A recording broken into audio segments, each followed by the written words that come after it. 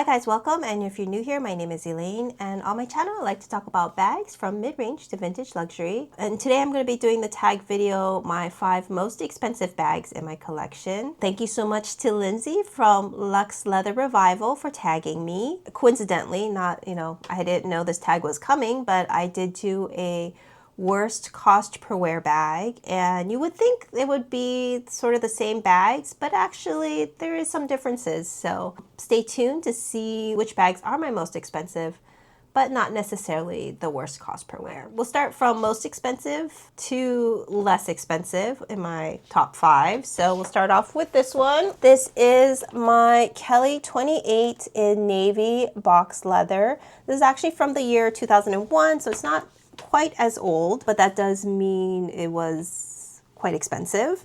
It's still less than retail. This is by far my most expensive bag. It is actually in beautiful condition. I have not spotted it, so this is just how it came. Of course, came as a full set. What is there more to say? This is also my worst cost per wear bag. So in this instance, yes, the most expensive bag is also my worst cost per wear. So if you want to check out that video, you can see what I bought it for and what the cost per wear is now, but I don't really plan to sell it at this moment because I do love it. I love the color blue. It's just a really, really gorgeous bag. I didn't think I would be a fan of box, but I'm actually quite a big fan now. I have quite a few items that are in box, and yes, they do scratch, but over time the scratches do go away, and overall it's just such a beautiful leather. My second most expensive bag, surprisingly, is this. So this is the Roulis 23. I did do a review of it, comparing it with the Constant 23, but I bought this one off of Fashion File quite a while ago.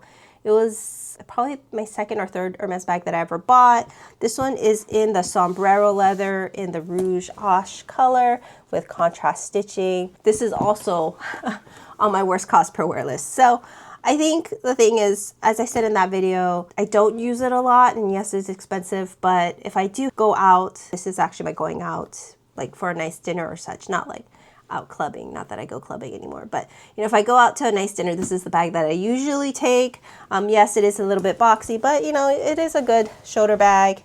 It fits easily over the shoulder, and it could also turn into a crossbody bag. It fits quite a bit, and this like gold hardware is really beautiful. Very substantial inside.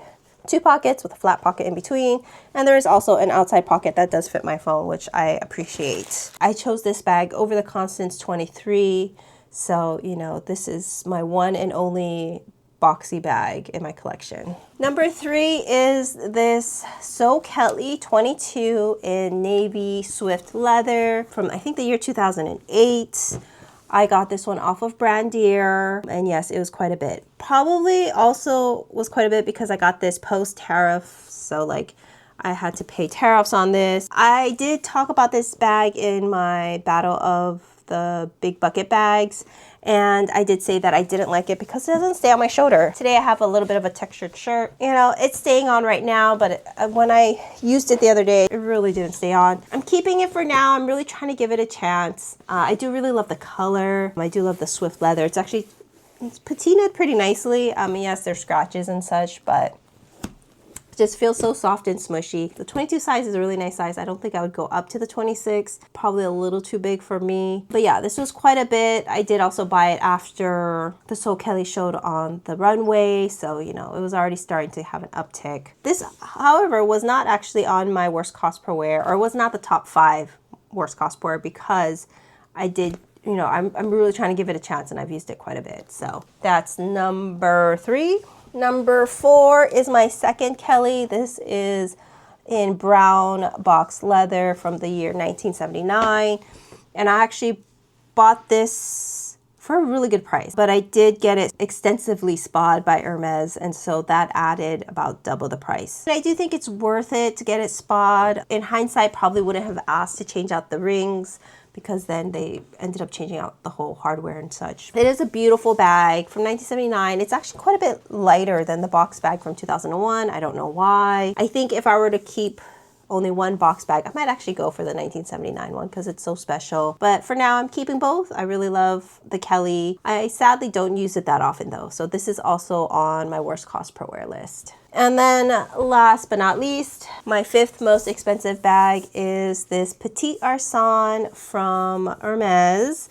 I actually bought this one off of Fashion File, but I basically paid retail. So nowadays, I think you might be able to see some for less than retail, but at the time it was still kind of new and I really, really wanted this particular combo. So I think I overpaid for it. But nowadays you can see some for, you know, 4,000 to 5,000. I think this retails now for like 56. But this one is not on my worst cost per wear list at all because I've used it a ton. So I liked it so much. I did buy another Petit Arcon in the gray color.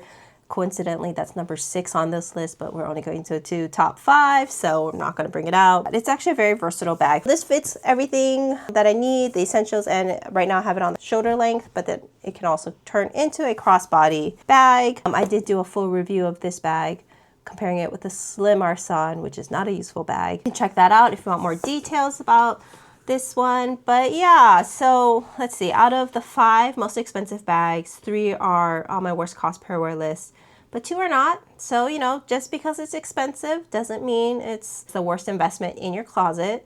But in my case, 3 out of the 5 are. So I guess, you know, basically the 3 out of the 5 that are on my worst cost per wear list are like trophy bags, bags that will only take out for like super nice occasions, not the everyday ones like this one. So anyways, thank you guys so much for watching. I hope you found this interesting or maybe even informative. If you could like or subscribe, I would greatly appreciate the support. And thanks again to Lindsay for the tag, and I will see you in the next one. Bye.